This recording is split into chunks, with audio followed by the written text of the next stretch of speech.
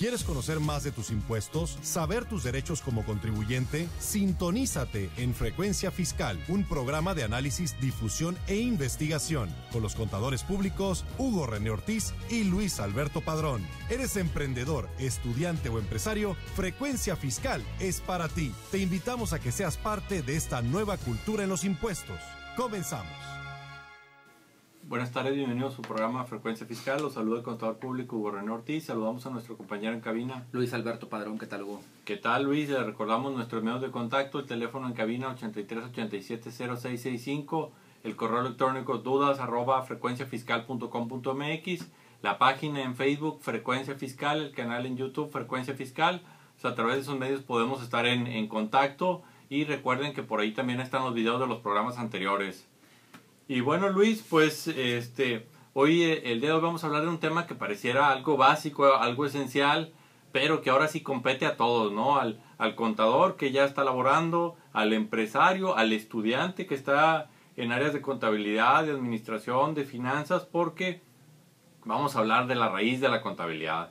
Mas, sin embargo, antes algunos temas de que lo que está ocurriendo en la semana, bueno, por ahí, ya desde el 13 de agosto, la unidad de inteligencia financiera que pertenece a Hacienda, pues podrá ubicar a los evasores fiscales a través del celular, ¿no?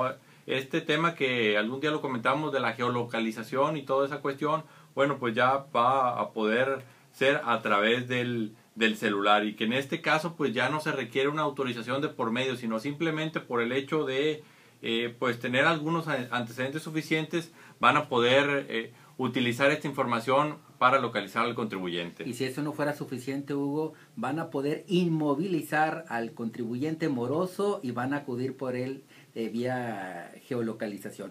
Esto pareciera una broma, Hugo, esto que acabo de decir, bueno, realmente lo es, pero lo primero que tú referiste, esto del celular, realmente con la nueva ley de telecomunicaciones, bueno, por ahí la unidad de inteligencia financiera del SAT logró reunir el perfil correspondiente para decir que era una cuestión de seguridad nacional, temas de lavado de dinero, temas pues que tienen que ver con las contribuciones, y por ahí se les reconoce como tal. Y bueno, pues ahí está, ¿no, Hugo? Que los evasores y no evasores, porque en un momento determinado hay que recordar que la lista negra habla de presunciones y situaciones que la autoridad está condicionando como extrañas, y bueno, pues habrá que ver hasta qué alcance le da la autoridad hacendaria este uso del celular, que hay que recordar, Hugo, que en materia de recordatorios y de incumplimientos el celular ya está siendo utilizado por parte de la autoridad. Es correcto, y esto que comentas, Luis, es en tiempo real, o sea, es la ubicación en tiempo real de la persona que está utilizando el celular, ¿no? Y otro tema también relacionado con esta cuestión de la reforma fiscal, pues es la cuestión relacionada con las iglesias, ¿no? Que todo este tema de la contabilidad electrónica y demás, pues les aplica, y por ahí en las últimas fechas empezó a haber mucho ruido por la cuestión de lo que implicaba para estas organizaciones cumplir con una cuestión pues tecnológica, que no estaban preparados desde el punto de vista administrativo, tecnológico, etcétera, y por ahí ya, entre comillas, les dieron una tregua para el 2015, ¿no? Pero esto no es no confiarse, sino simplemente ponerse las pilas, porque pues al igual que un contribuyente, una empresa, las obligaciones que tiene, en este caso los no contribuyentes, que son las asociaciones religiosas, también tendrán que cumplir con esto. Bueno, por ahí está la nota mala que mencionábamos ahí de los celulares, y bueno, pues la nota le pareciera positiva, porque una vez que les exigen, bueno, pues le aflojan la liga, y bueno, por ahí está esa atenuante para las iglesias. Así es, Luis, y bueno, ahora sí, empezando con el tema del día de hoy, aquellos que nos siguen en Facebook, por ahí lo titulábamos Contabilidad Electrónica, el regreso del deber ser, y nos referimos al deber ser contable, ¿no? Porque pues a lo mejor en las últimas fechas, en los últimos años, los contribuyentes se han enfocado al tema de cumplir con sus obligaciones fiscales y facilitando el tema contable para efectos de cumplir con sus obligaciones y limitarse hasta ahí, ¿no? Que incluso era muy común que el auditor pues emitiera salvedades en temas contables que no afectaran la cuestión fiscal, y pues por ahí el contribuyente no tenía ningún inconveniente en eso, ¿no? Más sin embargo, con este tema de la reforma al Código Fiscal, de la contabilidad electrónica, pues las reglas del juego cambiaron, ¿no? Y el tema del registro contable es el elemento esencial para la cuestión de fiscalización, y aquí vamos a ver pues qué debe contener el registro contable, qué es lo que dice la resolución miscelánea, el proyecto por ahí que también está en la página del SAT, las diferencias entre cada uno de ellos y las implicaciones que tiene. Entonces, Luis, si te parece, pues comenzamos.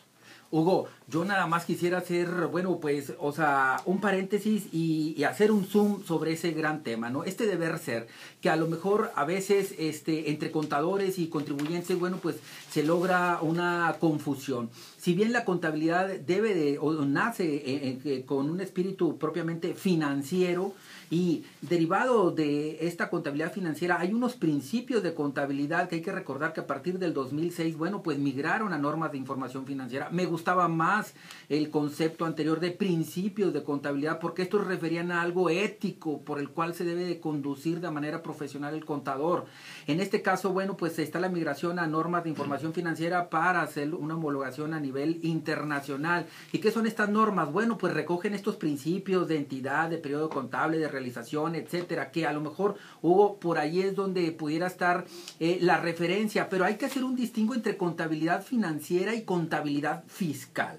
Es decir, en ningún momento determinado la autoridad hacendaria está obligando a los contribuyentes a llevar una contabilidad bajo normas de información financiera, que hay que recordar que en el proyecto de tercera resolución por ahí hacen referencia a que la contabilidad y el proceso contable más. Y hablan también o refieren de la norma de información financiera y por ahí se da la confusión. Entonces yo nada más, Hugo, así de manera muy breve quisiera poner a disposición de los radioescuchas algunas tesis. Por ejemplo, en el año 98 la Suprema Corte se pronuncia al respecto de que cuando todavía eran principios de contabilidad, que estos referían a un método de evaluación y que aportaban algunos resultados uniformes, más que eran de seguimiento aconsejable, más no obligatorio. Esto refería a la Corte en el año 98. Luego, un criterio aislado del año 2011, donde se refiere ahora sí de manera literal, las normas de información financiera no son de carácter legal y por lo tanto no pueden formar parte de la fundamentación de los actos de autoridad ni resultan obligatorias para los contribuyentes.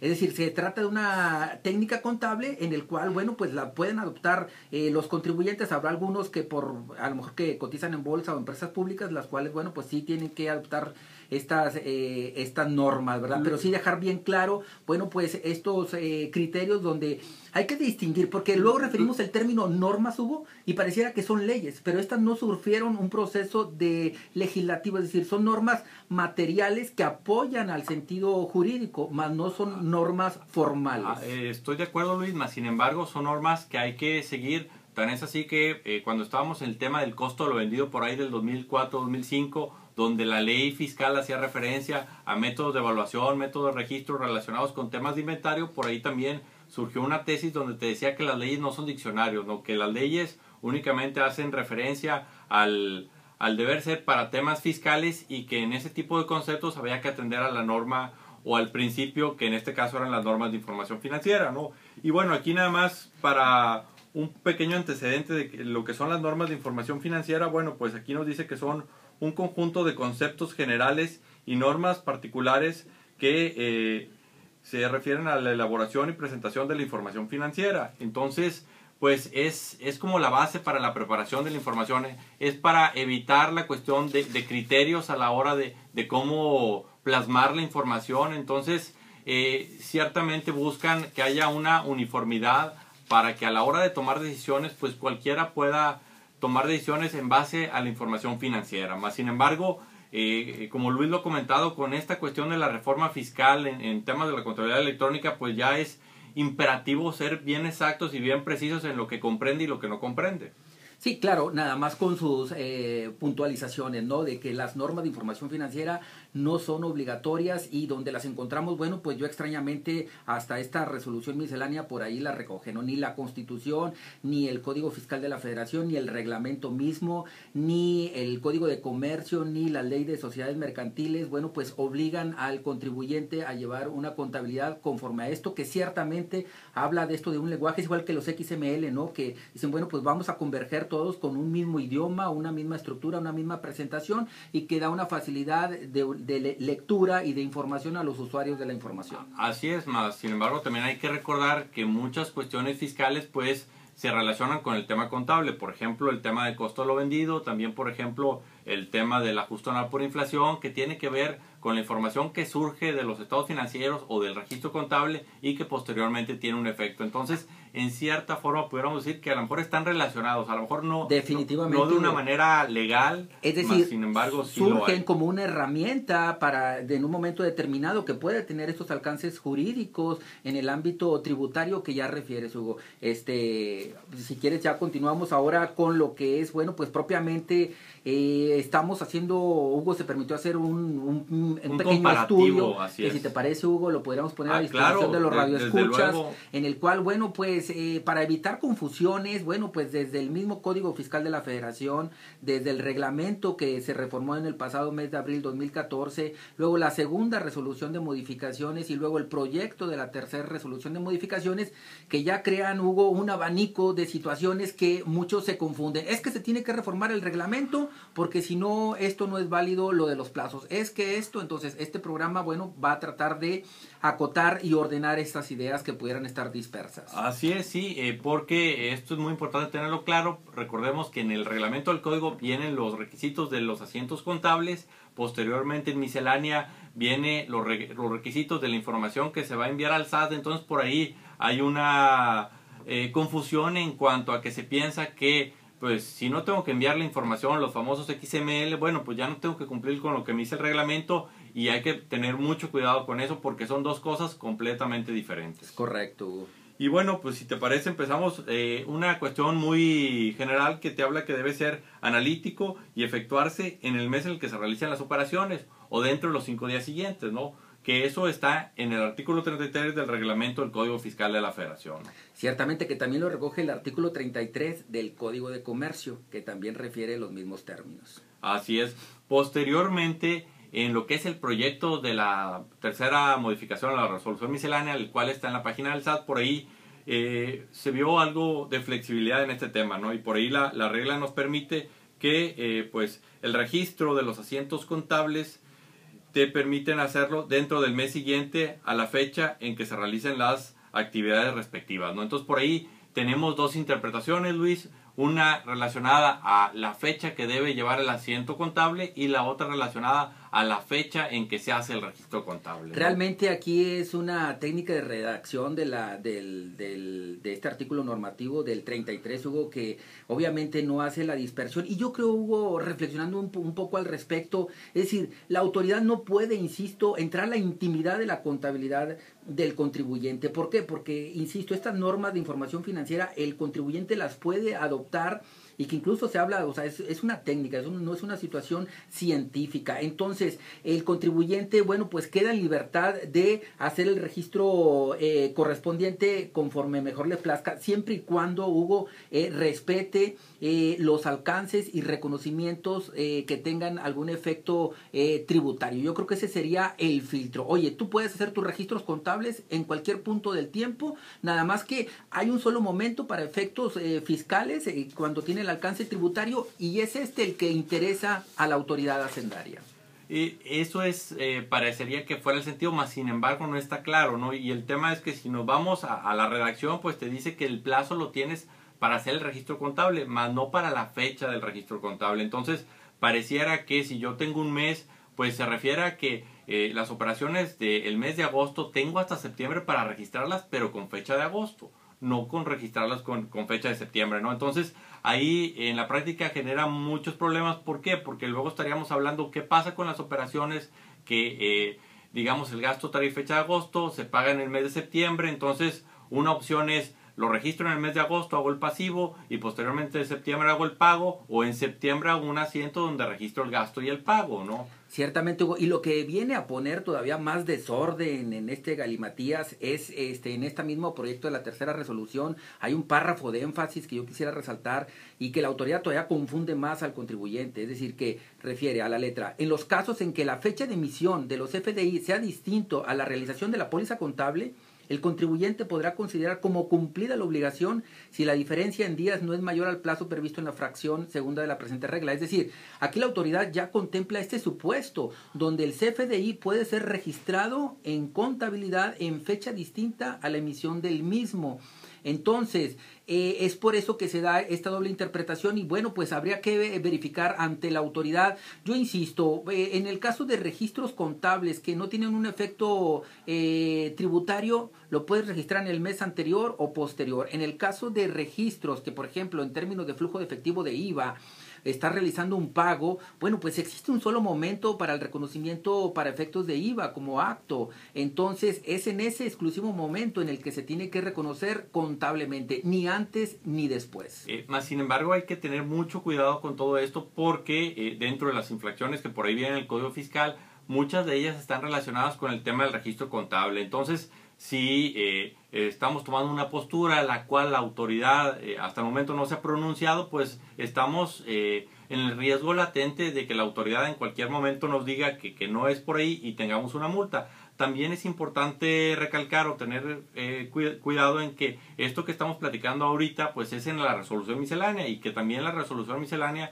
pues en cualquier momento pudieran modificar la regla o incluso pudiera desaparecer la regla. Hay que recordar que estas resoluciones, bueno, pues tienen un alcance anual, es decir, esta resolución miscelánea, bueno, pues se refresca cada año y no cada año, es decir, se sacan modificaciones a la misma resolución como son esta segunda resolución y el proyecto de tercera que todavía no se publica en el Diario Oficial. Así es, entonces por eso aquel empresario que nos está escuchando, aquel contador o aquel estudiante, bueno, pues aquellos cursos de contabilidad para no contadores, yo creo que ahora es contabilidad para contadores, ¿no? Hay que retomar el ABC de la contabilidad, del registro contable, para efectos de evitar cualquier contingencia con la autoridad. Fíjate, Hugo, y retomando este artículo 33 del reglamento en cuestión de la contabilidad electrónica en su fracción B, inciso segundo, dice, refiere que integrarse en el libro diario todas las operaciones siguiendo un orden cronológico. Así es. Entonces, aquí otra vez entran dos acepciones. Querrá aquel contador literal del dispositivo jurídico decir, no, es que un gasto, un CFDI erogado el día primero, yo lo tengo que registrar en la póliza con fecha del día primero y el del día 3 con el del día 3 y así sucesivamente. Aquí la autoridad no llega a ese extremo, otra vez eso forma parte de la intimidad de la empresa. Habla de un orden cronológico, es decir, a lo mejor algún contribuyente tiene por cultura o registrar sus operaciones, a lo mejor todas las pólizas le refiere el día último del mes, pero estos registros tienen un orden cronológico, es decir, fueron registrados a lo mejor del día 1 al día último. Pongo el ejemplo del caso de ventas, que muchas empresas registran en una sola póliza al final del mes, que porque hacen alguna carga batch y demás, y a lo mejor son 1000 facturas, y es un problema tecnológico dificilísimo el registrarlas día por día. Entonces, desde mi punto de vista muy personal, Hugo, esto del orden cronológico cumpliría totalmente con los requisitos hacendarios de registrarse de manera cronológica si se incluyeran en una sola póliza, por ejemplo, siempre y cuando se respete el orden de aparición. Ya, aquí, yo diría, hay que tener mucho cuidado porque dentro de los requisitos que marca el artículo 33 del reglamento, por ahí otro te dice que se debe señalar la fecha de la realización de la operación. Entonces, bueno, tener cuidado cómo vas a cumplir con ese otro requisito, ¿no? Es la cuestión de que si el registro se hace una póliza por cada factura, bueno, ahí cumples también con ese requisito. Y el tema, como dice Luis, del cronológico, bueno, no nos dice si es cronológico por fecha, si es cronológico por el número de factura, pero son los asegúnes que tenemos que tener considerado y que debemos de tener pues ahora sí soportada la posición que vamos a tomar, ¿no?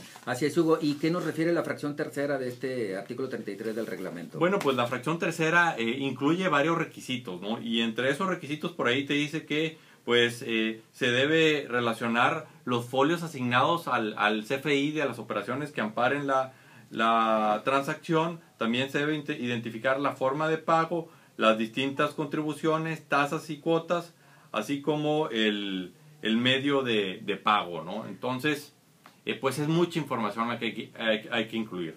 Así es, y bueno, pues esto sufrió una evolución con la segunda resolución de modificaciones y luego en el proyecto de tercera todavía se relajan más estos requisitos. En el aspecto de que bueno, pues de esto, de relacionar el folio e identificar la forma de pago, bueno, pues se pudiera subsanar aplicando la expresión NA, de no aplica, para decir que desconocemos de cierta manera cuál fue la forma de pago respectivo. Y el otro tema que es el gran coco, Hugo, los folios asignados concatenarlos contra la póliza respectiva.